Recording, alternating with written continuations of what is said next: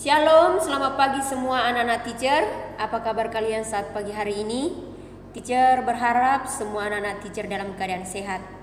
Nah, sebelum kita masuk dalam pelajaran kita, mari anak-anak teacher untuk berdoa terlebih dahulu supaya pelajaran yang boleh kalian ikuti hari ini dapat kalian pahami.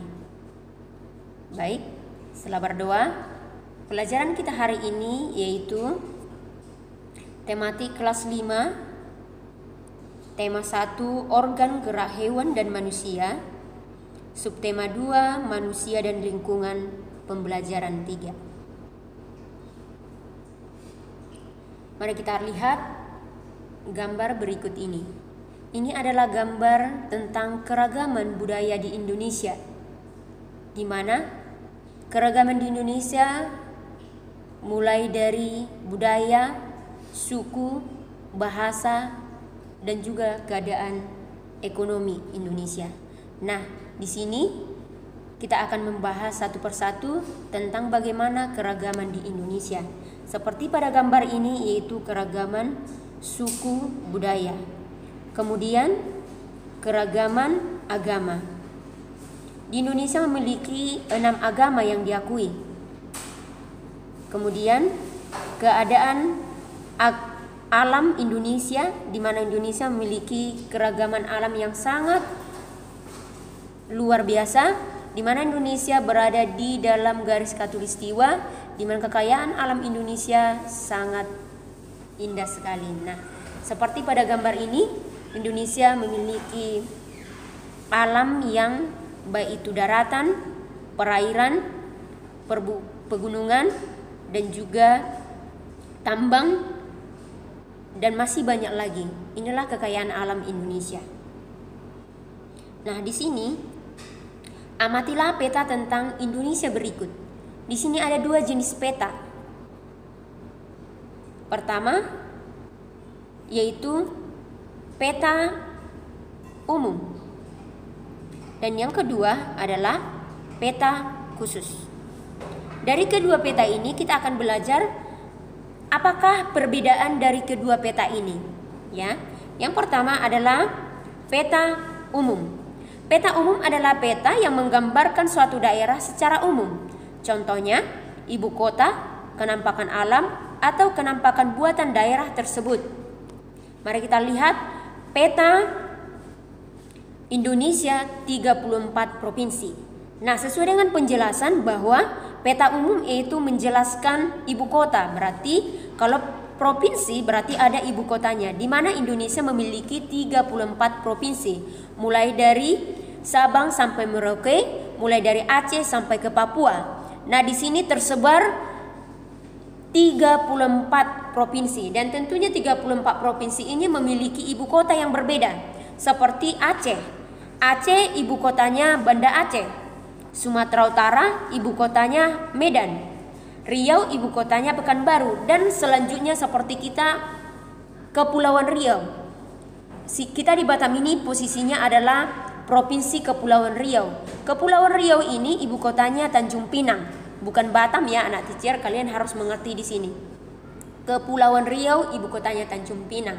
Nah, dari peta ini yang menjadi pelajaran buat anak-anak teacher dan tugas yang sangat penting yang akan kalian kerjakan hari ini yaitu menuliskan di bukumu 34 provinsi di Indonesia dan juga ibu kotanya. Kamu akan buat ini nanti di buku latihanmu, ya. Ini mengenai peta provinsi Indonesia. Selanjutnya kita akan masuk peta khusus. Peta khusus adalah peta yang menggambarkan hal-hal khusus dari suatu daerah. Misalnya, peta kepadatan penduduk, peta persebaran suku, agama, dan lain-lain. Mari kita lihat gambar ini. Ini adalah peta kepadatan penduduk Indonesia menurut provinsi tahun 2010, ya. Tahun 2010, di mana kepadatan penduduknya seperti pada gambar ini. Ada di sini warnanya 7 warna. Nah, di ke-7 warna ini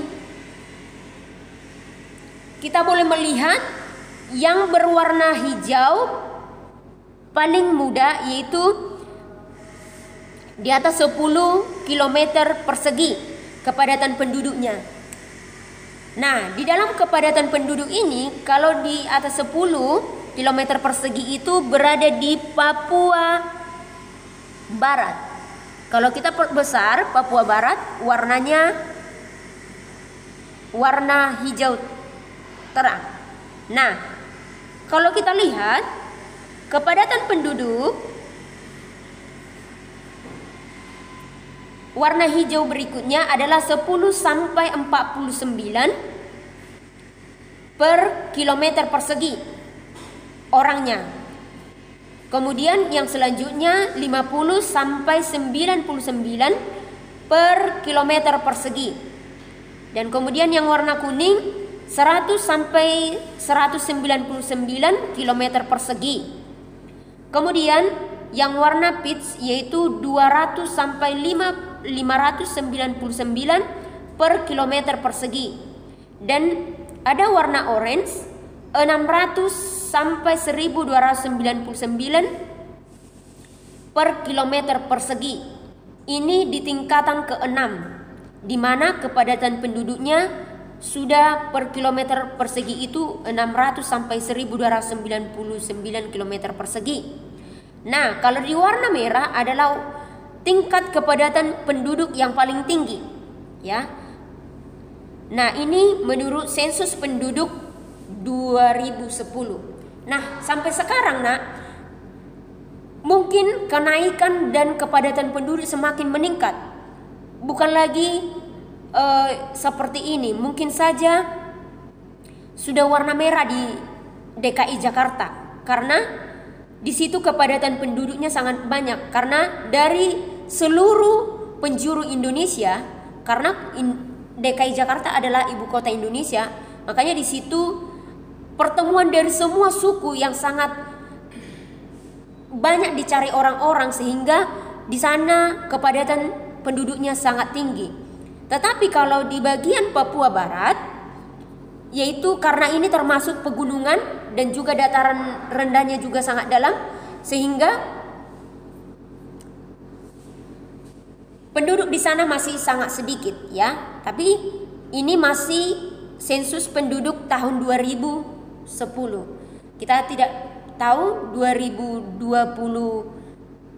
ini keadaan penduduk di sana mungkin akan semakin meningkat lagi.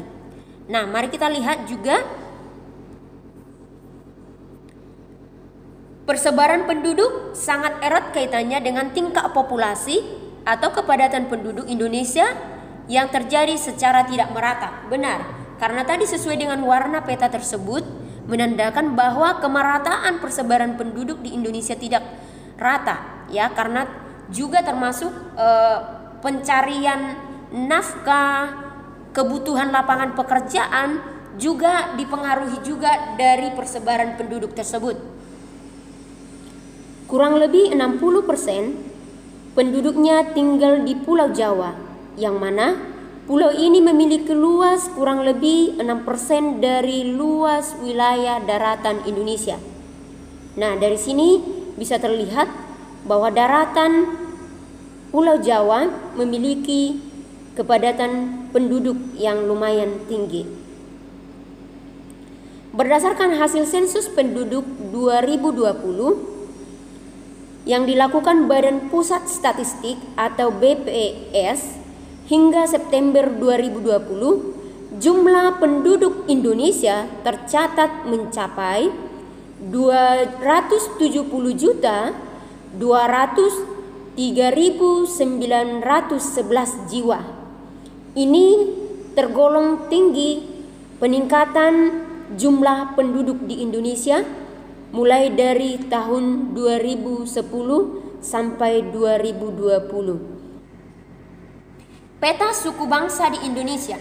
Nah, kita perhatikan kalau peta suku bangsa Indonesia ini masuk dalam peta khusus, seperti yang tadi khusus untuk menjelaskan mengenai persebaran suku-suku di Indonesia. Mari kita lihat, kalau di Pulau Sumatera ada suku Aceh, Nias, Batak, Minangkabau, dan juga ada Melayu. Nah, kalau kita lihat secara rinci, yaitu bahwa Indonesia merupakan bangsa yang besar yang memiliki keragaman suku dan budaya. Nah, kalau di Indonesia juga bukan hanya yang nampak di penjelasan peta ini, masih ada 1340 suku yang tersebar di seluruh daratan Indonesia, ya. Nah, kalau kita masuk dikelompokkan seperti ini bahwa suku-suku di Pulau Sumatera yaitu suku Aceh, Batak, Minang, Melayu. Kalau suku di Pulau Kalimantan adalah suku Kutai, Banjar, Berau, Bajau, Pasir, Benuak. Kalau suku-suku di Pulau Sulawesi yaitu suku Makassar, Bugis, Mandar, Toraja, Bentong. Suku-suku di Kepulauan Maluku yaitu suku Maba, Mangole, Manipa, Sawai, Mayoli. Suku-suku di Pulau Jawa yaitu suku Betawi, Jawa, Sunda, Tengger, Baduy. Suku-suku di Pulau Bali dan Nusa Tenggara yaitu suku Riau, Sika, Solor, Sawi, Sumba. Dan juga termasuk di sini suku Bali, ya. Suku-suku di Pulau Papua yaitu suku Amungme, Arfak, Asmat, Bauzi, Dani, Kombai. Ini adalah termasuk suku-suku yang mungkin sangat terkenal dan mungkin dikenal di Indonesia.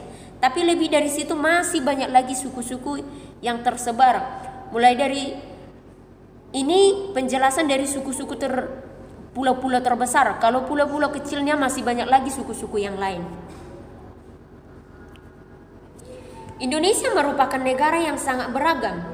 Indonesia memiliki suku bangsa atau etnis dan ras yang tersebar di wilayah Indonesia.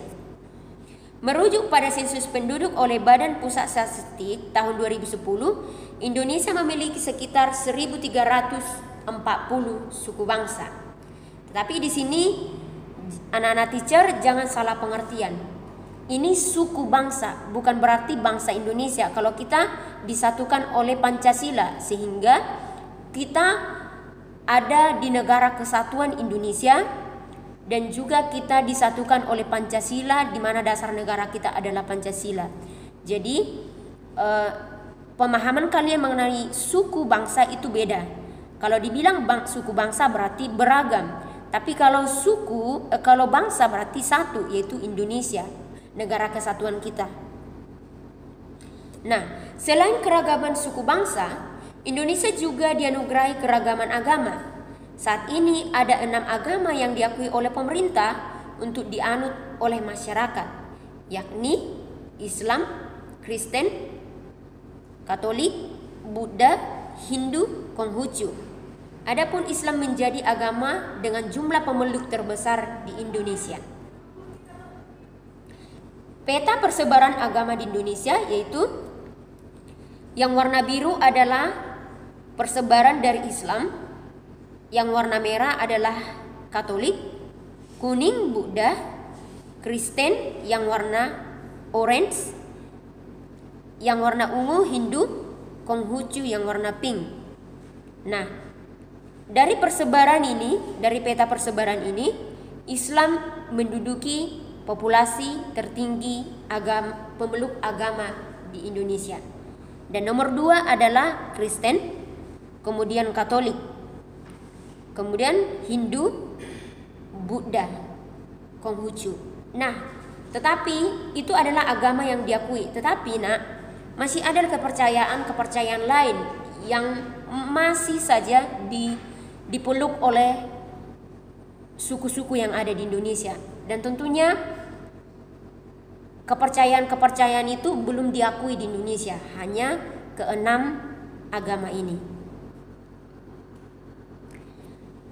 Menjaga kerukunan beragama merupakan perilaku yang baik yang harus dilakukan oleh siapapun. Hal tersebut juga mencerminkan penerapan nilai-nilai luhur yang terkandung dalam sila Pancasila, terutama sila ketuhanan yang Maha Esa. Nah, seperti yang teacher jelaskan tadi bahwa Pancasila adalah dasar negara kita dan semboyan kita adalah Bhinneka Tunggal Ika, berbeda-beda tetapi tetap satu jua. Nah, dari dasar negara kita ini kita boleh melihat begitu banyak keragaman tetapi bersatu di dalam Pancasila. Nah, mari kita lihat nilai-nilai luhur dari setiap sila Pancasila. Sila pertama adalah bebas memeluk agama dan menjalankan ibadah, rajin beribadah, tidak memaksakan agama kepada orang lain, menghormati orang lain yang sedang beribadah, dan merayakan hari besar agamanya. Nah, hari besar dalam setiap agama, terutama keenam agama itu adalah berbeda-beda. Kalau Islam, hari besarnya adalah Hari Raya Idul Fitri, Hari Raya Idul Adha, dan masih ada lagi hari raya yang lain. Kalau Kristen dan Katolik, Natal, Paskah. Kalau Buddha, yaitu hari raya Waisak. Kalau Hindu, hari raya Nyepi. Dan juga kalau Konghucu, hari besarnya adalah Imlek. Nah, ini yang perlu kita pahami, bahwa kita harus menghargai agama orang lain. Sila kedua, nilai luhurnya adalah berteman tanpa membeda-bedakan latar belakangnya, tidak berpihak sebelah dalam menyelesaikan masalah, menjenguk orang yang sakit, membantu orang lain yang kesusahan. Sila ketiga, nilai luhur yang terkandung dalam sila ketiga yaitu gotong royong, kerja kelompok, mempelajari kebudayaan dari daerah lain. Kenapa kita harus mempelajari kebudayaan dari daerah lain? Karena kebiasaan dari kebudayaan daerah lain berbeda-beda. Tradisi mereka juga berbeda. Jadi kita bisa mempelajarinya sehingga kita bisa mengikuti atau menghargai mereka ketika kita tahu apa yang menjadi kebudayaan mereka. Mencintai kebudayaan asli daerah sendiri. Benar, ini misalnya anak-anak teacher suku Batak, kita harus bangga menjadi suku Batak dan jangan malu meskipun katanya orang Batak kasar seperti itu, tetapi kita harus bangga menjadi orang Batak. Demikian juga anak-anak teacher yang lain yang sukunya berbeda, ya. Kalian juga harus menghargai budaya atau suku kalian masing-masing.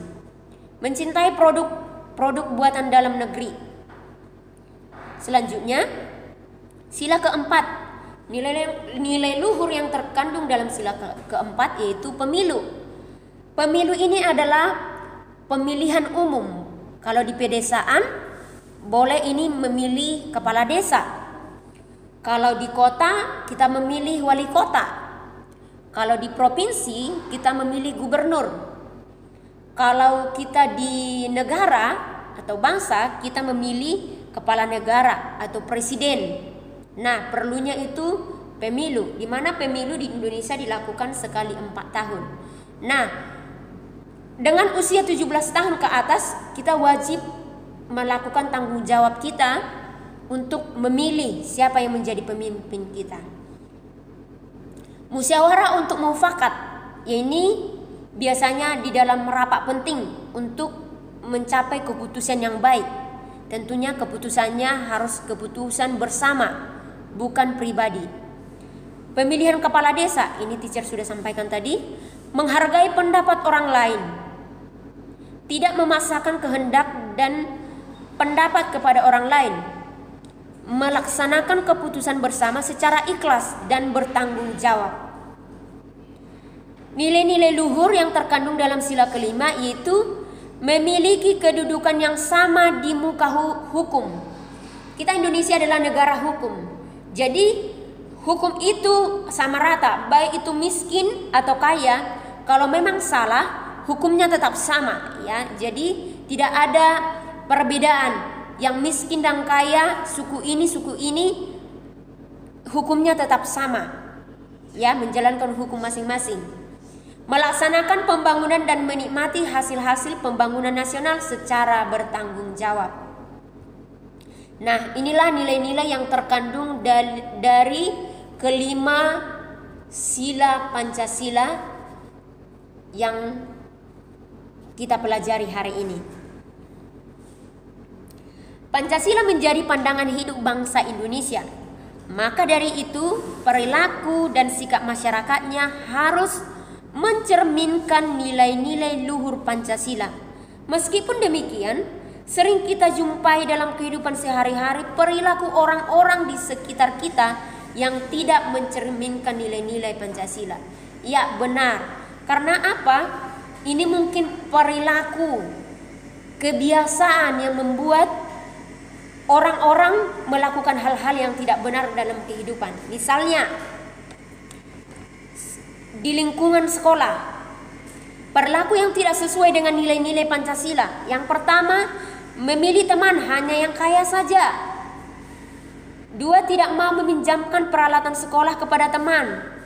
3, mencontek. 4, berkelahi. 5, tidak mau mengikuti upacara bendera. Dan yang 6, mengejek teman. Ini adalah perilaku yang tidak sesuai dengan Pancasila di lingkungan sekolah. Di lingkungan rumah, perilaku yang tidak sesuai dengan nilai-nilai Pancasila. Tidak melaksanakan ibadah sesuai dengan agama. Ini tadi mencerminkan sila pertama, tidak melakukannya, suatu yang salah ini. Tidak mau berbagi makanan dengan anggota keluarga yang lain. Bermalas-malasan, membantah orang tua, memaksakan kehendak kepada anggota keluarga, berbohong. Ini adalah perilaku yang tidak sesuai. Kemudian di lingkungan masyarakat, perilaku yang tidak sesuai dengan nilai Pancasila. Tidak mau menjenguk tetangga yang sakit, melarang orang lain melakukan peribadahan sesuai dengan agama, minum minuman keras dan berjudi, tidak mau mengikuti kegiatan kerja bakti, ronda dan rapat lingkungan, suka pamer kekayaan dan mencuri. Nah, inilah yang menjadi kebiasaan-kebiasaan buruk yang mungkin pernah kalian jumpai di masyarakat. Nah, sekarang faktor yang membuat bangsa Indonesia menjadi sebuah bangsa yang besar adalah nilai-nilai luhur yang hidup di tengah-tengah masyarakat. Wilayah yang luas dan berupa kepulauan, letak geografis dan strategisnya, besarnya jumlah penduduk, beragamnya suku, agama, ras, dan golongan. Inilah yang membuat bangsa Indonesia menjadi sebuah bangsa yang besar. Dan yang menjadi kita renungkan hari ini adalah kita harus bersyukur kepada Tuhan bahwa kita berada di bangsa Indonesia. Meskipun kita berbeda-beda, tetapi kita boleh bersama, saling mengasihi, saling menghargai. Meskipun beda suku, beda agama, beda ras, beda golongan, tetapi kita dapat saling menghargai dan menghormati orang lain. Baik, inilah yang menjadi pelajaran kita hari ini. Biarlah apa yang teacher jelaskan dapat dipahami oleh semua anak-anak teacher. Terima kasih, Tuhan memberkati. Shalom.